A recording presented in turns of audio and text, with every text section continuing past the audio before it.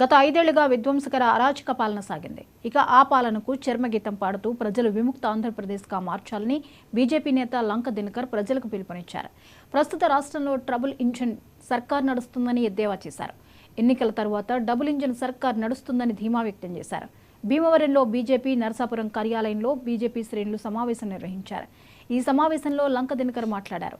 ఎన్నికల సమయంలో ఎన్నో హామీలు ఇచ్చిన జగన్ గద్దె ఎక్కిన తర్వాత సంక్షేమ పాలన పేరుతో రాష్ట్రాన్ని దోచుకున్నారని ఆరోపించారు. అనేటటువంటి అంశాన్ని తెలియజేస్తూ ముఖ్యంగా వికసిత భారత్ ఏదైతే ఒక సంకల్పం నరేంద్ర మోడీ గారి ఉందో ఆయన ఆంధ్రప్రదేశ్లో ఎన్నికల సంబంధించినటువంటి మొదటి సమావేశంలో వికసిత ఆంధ్రప్రదేశ్ అనేటటువంటి లక్ష్యంతో పనిచేయాలి. వికసిత భారత సంకల్పం సంపూర్తి అయ్యేది వికసిత ఆంధ్రతోటే.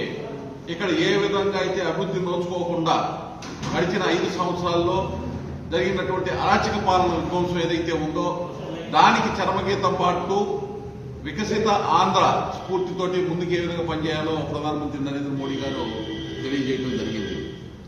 ఈరోజు భూపతిరాజు శ్రీనివాస్ వర్మ గారిని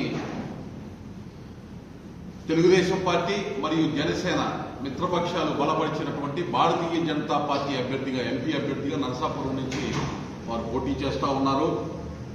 వారిని గెలిపించుకోవాల్సినటువంటి అవసరం ఉంది. ఏదైతే ఈ ట్రబుల్ ఇంజిన్ సర్కార్ పోయి డబుల్ ఇంజిన్ సర్కార్ రావాలన్నామో అది భూపతిరాజు శ్రీనివాస్ వర్మ గారిని నరసాపురం నుంచి ఎంపీగా గెలిపించుకోవటం, అట్లాగే ఇక్కడ మిత్రపక్షాల నుంచి పోటీ చేస్తున్నటువంటి జనసేన తెలుగుదేశం పార్టీ తరఫున పోటీ చేస్తున్నటువంటి 7